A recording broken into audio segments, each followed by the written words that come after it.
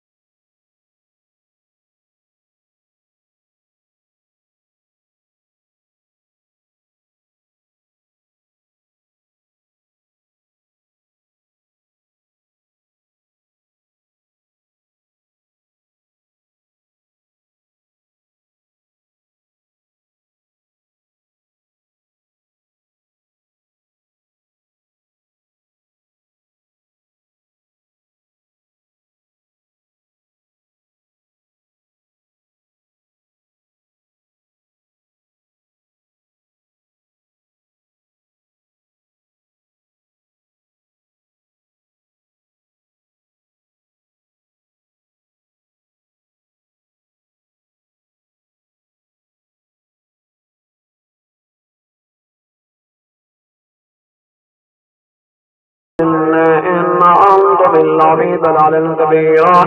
وقالوا لو كنا نسمع أو نعقل ما كنا